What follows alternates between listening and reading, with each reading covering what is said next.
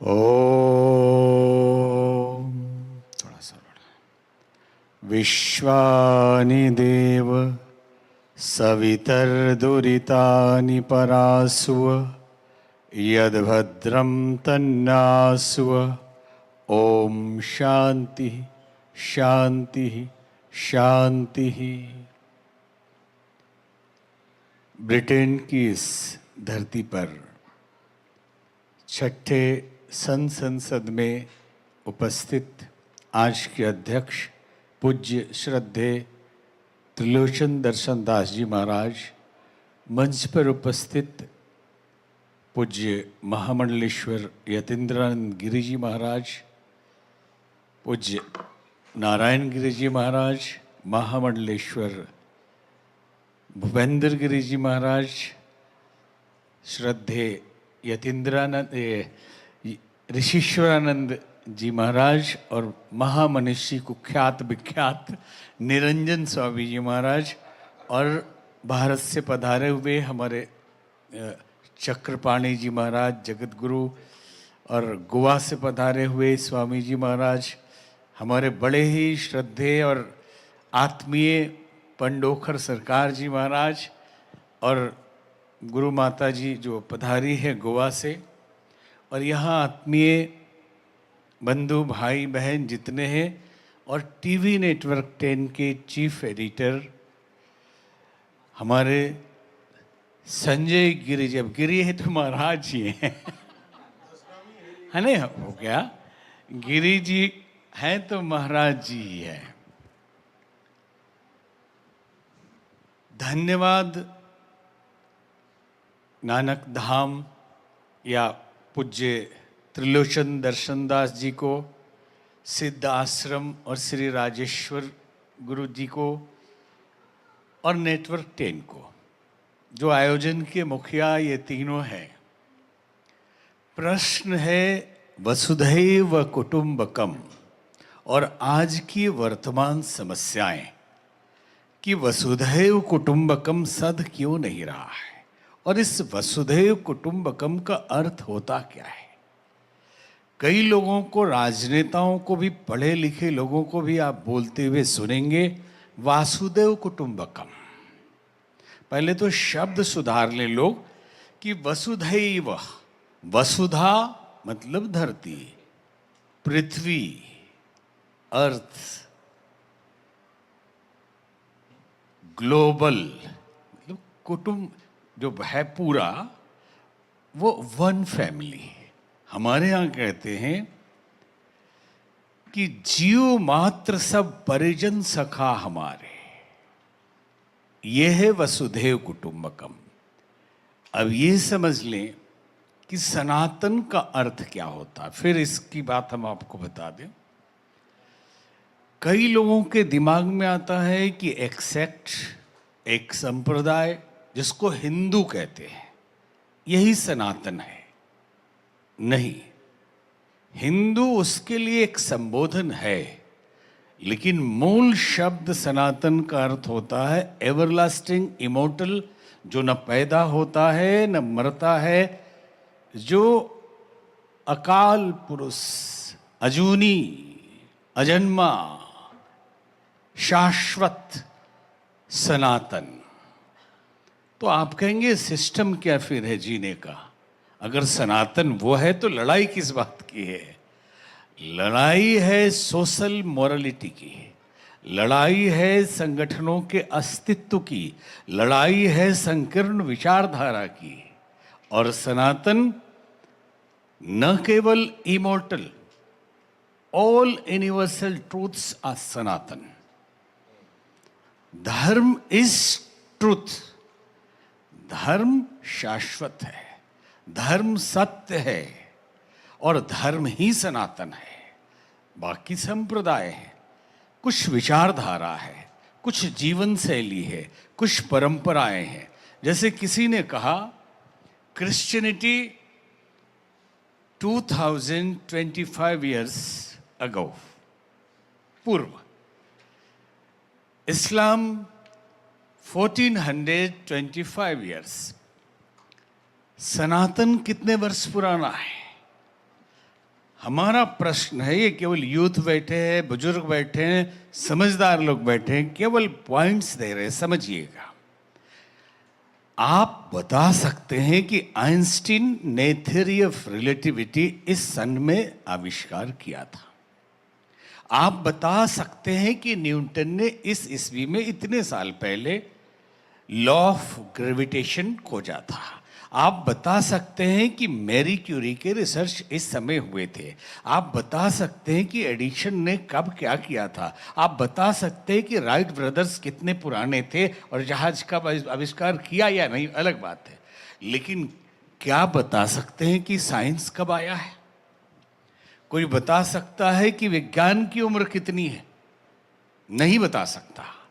सनातन विज्ञान की वो बेसिक प्रारंभिक धरोहर है, उसका मूल है, जिसमें बहुत ऋषि आते हैं, बहुत मुनि आते हैं, जिसको आप रिसर्च स्कॉलर बोल सकते हैं।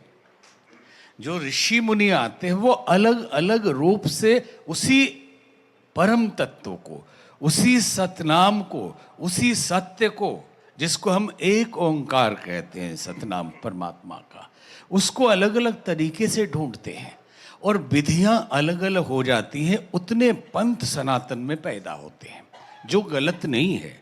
सबके शोध, सबके रिसर्च अलग हैं, इसलिए हमारे यहाँ ऋषि कहा गया। मनन कर करके जो शोध रिसर्च करके ऋषि हुए, तो एक नहीं अनेक होते हैं।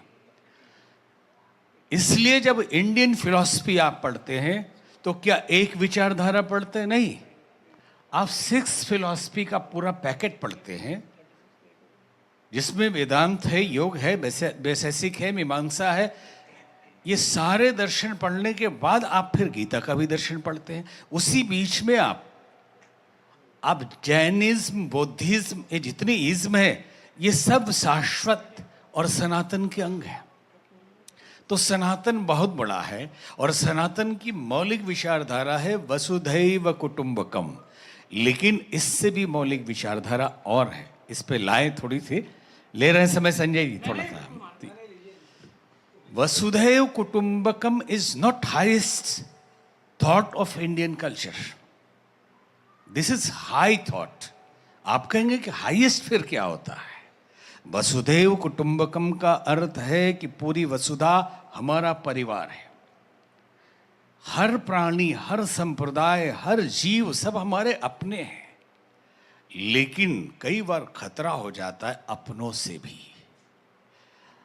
परिवार में भाई भाई होते हैं तो जमीन के लिए भी लड़ जाते हैं। परिवार में पिता पुत्र भी गोली चला देते हैं और मुकदमा हो जाता है। तो फिर भारतीय संस्कृति का वो कौन सा हाईएस्ट थॉट है जिसके लिए शोपेनहावर ने लिखा कि उपनिषदों का संदेश दुनिया की कोई फिलॉसफी वहां तक टच भी नहीं कर सकती? वो क्या है? एको देवा सर्वभूतस्य गूढ़ सर्वव्यापी सर्वभूतांतरात्मा। संवेदना का स्तर होता है, जिसको हम कंपैशन कहते हैं, व्यक्तिगत संवेदना। आप हमको चोट पहुंचाएंगे तो हम आपको भी चोट पहुंचाएंगे, हम संवेदनशील हैं। फिर संवेदना बढ़ती है परिवार के लिए कि हमारे परिवार के लोग, फिर संवेदना बढ़ती है जाति के लिए, हमारे जाति के लोग पे आंच नहीं आना चाहिए। फिर संवेदना बढ़ती है स्टेट के लिए कि हमारे राज्य के लोगों पे नहीं आना चाहिए। फिर संवेदना बढ़ती है राष्ट्र के लिए, तो शहीद हो जाते हैं आप। संस्कृति के लिए तो आप समर्पित और बलिदानी हो जाते हैं।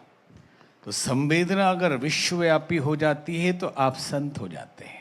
संवेदना जब प्राणी मात्र के लिए हो जाती है तो आप ऋषि मुनि हो जाते हैं, हर जीव के लिए। अगर संवेदना नहीं हुई है तो संबंध नहीं बन सकते, वसुधैव कुटुंबकम नहीं टिकेगा। अब इसका आधार समझ लें। दुनिया में संजय जी नारे लगाए जाते हैं कि हम राष्ट्र को एक करेंगे, विश्व को एक करेंगे, मानवता को एक करेंगे। प्रश्न ये उठता है कि क्या इसके पहले हम जो आज कर रहे हैं या हमारे पैरेलल लाखों ऑर्गेनाइजेशंस कर रहे हैं, बहुत संस्थाएं कर रही हैं, एकता, अखंडता, समरूपता, इसके लिए प्रयास कर रही हैं, तो क्या इसके पहले विश्व में किसी ने एकता की कोशिशें नहीं की? इतिहास अगर पढ़ेंगे, उर्लिरिच नाम के एक विद्वान ने एक पुस्तक लिखी, द फ्यूचर। उसमें उसने पूरा एनालिसिस किया कि कितनी बार कोशिश की गई एक करने की सबको। तो उसने पहला सूत्र लिखा कि ये एकता के नाम पे एकरूपता की कोशिशें थी, कि एकता और एकरूपता में बहुत अंतर है और हम एकता चाहते हैं। एकता के नाम, एकता आती है संवेदना से, जो इक्वल पेन, और जिसको उर्दू में हमदर्द कहते हैं। और हमारे यहाँ संवेदना का, वेदना दर्द, चोट उधर लगे दर्द इधर हो, इतना एकाकार कर लें विश्व को आप, तब जाके वसुधैव कुटुंबकम अवतरण होगा आप हमारे व्यक्तित्व में। तो एकता और एकरूपता, तो एकरूपता क्या है? क्या कभी एकरूपता की प्रयास की गई एकता के नाम पे? यस। जितने राजनीतिक प्रयत्न होते हैं वो सारे एकरूपता होती, एकता नहीं होती। वक्तव्य एकता के होते हैं। क्यों? इसके पहले ब्रिटिश साम्राज्य ने भारत में शासन किया तो मंशा यही थी कि सबको एक करेंगे, उपनिवेश पूरे दुनिया में बनाएंगे, पूरे विश्व को एक कर देंगे, सब मिलजुल के रहें। लेकिन मंशा क्या थी? मंशा थी कि एक करके शासन हम करेंगे, एक तो कर देंगे लेकिन राजा हम रहेंगे। ठीक वैसे ही जो घटनाएं भारतवर्ष में हुई या जहां भी एकता के लिए संगठन बनाए जाते, जैसे आप देखेंगे भारत की स्थिति, अलग अलग जातियों के संगठन बनते हैं, जाति संगठन, फिर वो पार्टियां बन जाती हैं, और वो पार्टियां बनने के पश्चात पार्टियों का एक लीडर होता है, वो कहता है हम दलितों के लिए काम करेंगे, हम गरीबों के लिए काम करेंगे, अपनी जाति के लिए काम करेंगे, अपने लोगों के लिए काम करेंगे, और वो हो जाता है मंत्री, वो हो जाता है मुख्यमंत्री। और वो दलित बेचारा वहीं रहता है, वो गरीब बेचारा वहीं रहता है, लोग वहीं रहते हैं। सबकी मनसा सत्ता हमें चाहिए, बस हम ऊपर बैठे रहें, बाकी ये है एकरूपता। ऐसी शैली से दुनिया में कभी एकता नहीं आती है। एकमात्र उसका आधार है संवेदना। वसुधैव कुटुंबकम भारत की मूल विचारधारा नहीं, चरित्र है। और हम मार खाते रहे हैं इसी चरित्र से, भले ही मार खाएं, और इसी चरित्र के कारण हमारे गुरुओं ने बलिदान दिया।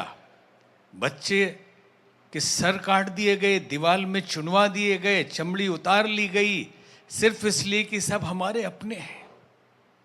लेकिन हमें अपनों के साथ साथ अपनों के विष, जो नागफनी के कांटे हैं और सर्प हैं, उनसे भी सावधान रहना चाहिए।